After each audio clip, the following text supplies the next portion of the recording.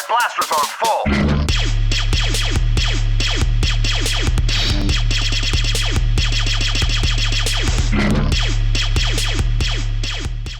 What's up guys, Grape here with another review, and today we're going to check out the NECA Bat Gremlin figure. And this is a figure I just got and was pretty excited about. Really loved the Gremlins movies when I was young, and I thought this thing just looked awesome when they were doing the previews at the different shows. And here it is. So let's start out by checking out the packaging. And right off the bat, I have to say this is really nice packaging on NECA's behalf. I really like that they used the church steeple background here, and that's where the Bat Gremlin turned into the gargoyle in the movie. And I think they really incorporated that well into the design of the packaging. And up at the top left, you have the NECA logo. Top right is a Real Toys, and that's NECA's movie line. And below that, you got a nice big window with the figure behind it. And I really like the way they stylized that to make it look like an actual window in the steeple. That's really cool. And below that, you have the Gremlins, because this is from the Gremlins 2 movie. And below that, the name of the figure. This is the Bat Gremlin. And on this side of the box, you've got a picture of the figure itself. And again, it's on the church steeple that they used in the dioramas at the shows, with the Gremlins logo in red above and the name of the figure, Bat Gremlin, below it. And on the back, it's styled just like the front of the box, except this time instead of a plastic window with the figure, you've got a picture in there. And that is the figure on top of the church steeple again. And you've got this nice little write-up on the figure itself. And then on the other side of the box, we've got another picture of the Bat Gremlin figure, and this is actually a different picture than the other side. And on the top, you've got the Gremlins logo with the Bat Gremlin name, and I like the bat silhouette that they have up there. And on the bottom, you've got all the legal stuff and all the people that worked on this figure. So now let's crack the box open and see what we have inside. And this figure does come with a nice clear plastic flight stand. It's really easy to put together. You just line up the pegs on the stand with the holes in the base, snap it in there, and then the caliper goes on top. You have to line that up as well. It's an octagon-shaped peg. You got to give it a bit of a push as it is a little tight. Now, the one issue I did have with this stand is it does tend to be a little off balance because the base is a little too small for the weight of this figure. But once you position it, it's really not bad. And the calipers just clip right on the body of the Gremlin like that, and you're all set. So now I'll check out the sculpt and paint on this figure, and I have to say it is absolutely gorgeous. NECA really did an amazing job with the sculpt and paint. Really nicely detailed. The paint and sculpt on it are just tremendous. Kind of get a 360 overview of it real quick. I do want to look at the wings really quick. They're a nice soft flexible material, and they're surprisingly thick, very much like a piece of leather. And when you do get the figure out of the box, the wings are kind of bent back like this because of the way they packaged it. You do have to play with it, kind of mold it with your hand for a good 5-10 minutes before it really retains a forward bend to it.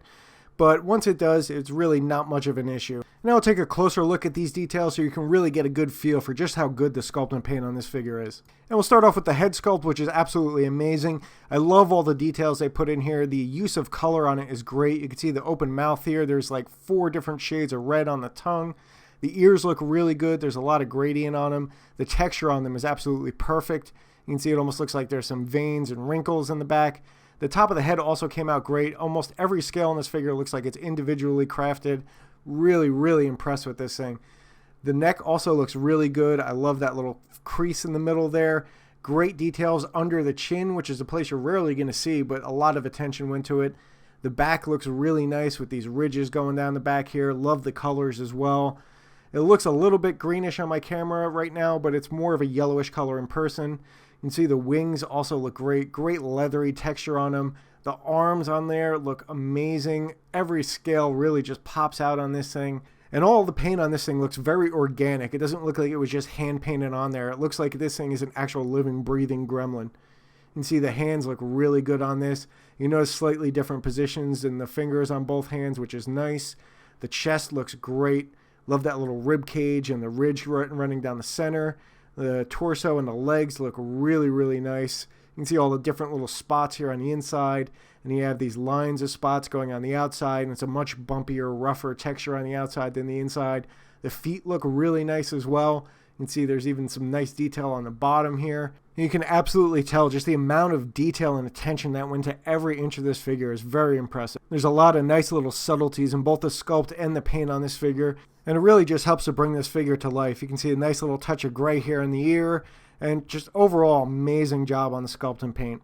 Let's now take a look at the articulation on the figure. And we'll start with the wings, as they're kind of the most prominent feature on this figure.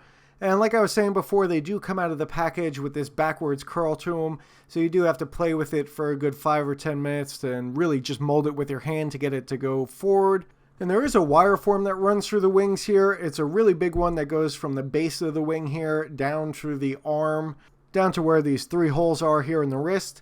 And that wire form is very easy to shape. You can bend it any way you want and it will hold the shape without any issues whatsoever.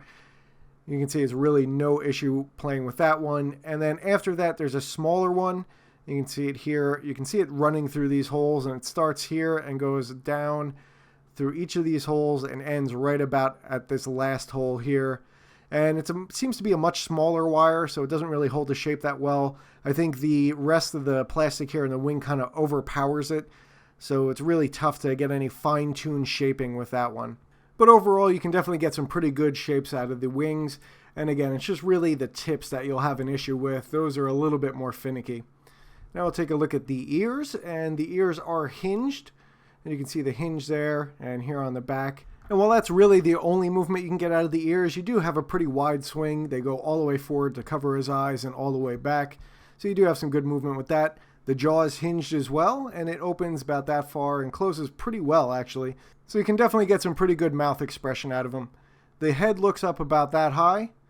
You can see it's pretty good if you're trying to do a straight-on flying pose. He looks practically straight up, and he does look down about that far.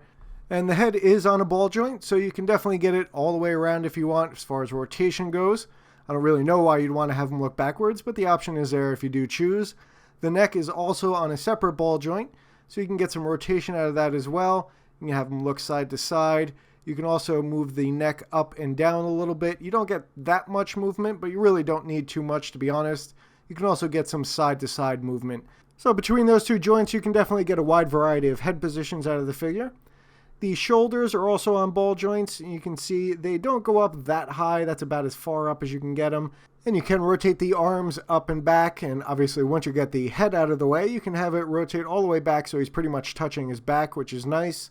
And again, you are a little limited in the movement, but you can definitely get some really good poses with the range of motion you do have. The figure has single jointed elbows, but you can get a really nice bend out of that, as you can see.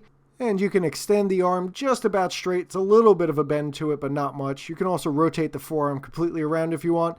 And you can see there's a hinge there, and there's a little bit showing in back. It's one of the things that NECA is really good at. They might not have the most articulation, but they really do hide their joints well. The wrists are also on a ball joint. You can only get down about that far, and he only extends about straight.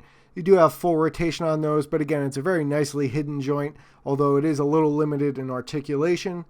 The hips are also on ball joints, and you can get the legs out about that far, which is actually pretty good. You're almost doing a full split. You do have to kind of rotate them a little, and you can kick up about that far, and they extend straight down. But you can see you do have a good amount of movement on those hips, and you're really not going to need much more for a flying figure anyway. And it's a single ball joint on the knees, and you can get about 100 degrees on the bend, which is pretty nice. And they do extend almost straight. You do have a little bit of a bend, and you do have full rotation at that joint as well. And again, another really nicely hidden joint.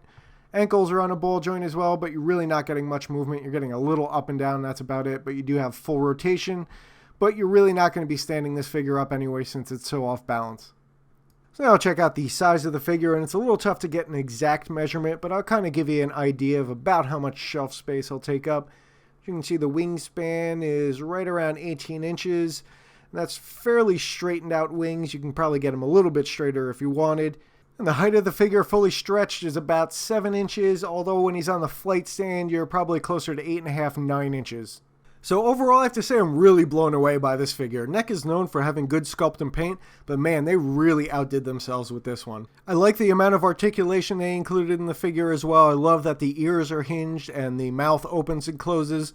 I do wish the wing tips were a little bit of a thicker wire like they are in the base of the wings. But other than that, I think everything came out really good. My only gripe with this figure is the base of the stand could have been a little bit bigger. It does tend to get a little off balanced. Other than that, absolutely amazing figure. Alright guys, I hope you enjoyed the review, and as always, subscribe for more.